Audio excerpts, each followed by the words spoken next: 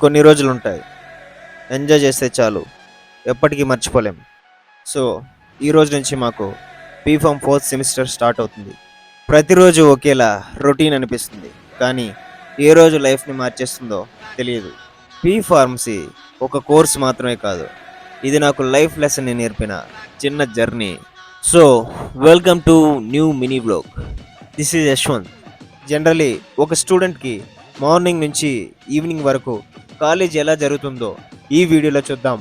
నేనైతే పీజీలో ఉంటాను. సో, పీజీ హాస్టల్ నుంచి కాలేజ్‌కి వెళ్ళడానికి 8:30కి బస్ స్టాప్‌లో ఉంటాము. సో, అక్కడ బస్ ఎక్కిన తర్వాత 10 నిమిషాల్లో అయితే కాలేజ్ దగ్గరికి వచ్చేస్తాం.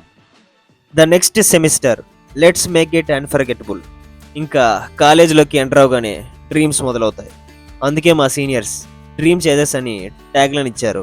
మాకు 9:30కి అయితే కాలేజ్ స్టార్ట్ అవుతుంది. సో మార్నింగ్ సెషన్ ల్యాబ్స్ అయితే ఉంటాయి. ఈ రోజు ల్యాబ్ ఫార్మకోగ్నసీ అండ్ ఫైటోకెమిస్ట్రీ. ఈ సబ్జెక్ట్కి మాకు నందకుమార్ సార్ వస్తారు. సార్ చిన్న వర్క్ అయితే ఇచ్చారు. మన కాలేజ్లో ఉన్న మెడిసినల్ గార్డెన్కి వెళ్ళండి. సో అక్కడ ఉన్న ప్లాంట్స్ని ఐడెంటిఫై చేసి scientific name and common name రాయమన్నారు. ఇచ్చిన వర్క్ని అందరూ కలిసి కంప్లీట్ చేసాం. సో మేమైతే ఇంటర్లో చదువుకున్న బాట్ని ఈరోజు మాకు కళ్ళ ముందు ప్రత్యక్షమైంది. సో డిఫరెంట్ టైప్స్ ఆఫ్ లీవ్స్ని డ్రా చేసాం. Then afternoon 12:30 to 1:30 lunch break అయితే ఉంటుంది. సో మేము తెచ్చుకున్న ఫుడ్ ఐటమ్స్ బాగా తినేసి కొంతసేపు రెస్ట్ తీసుకున్నాం.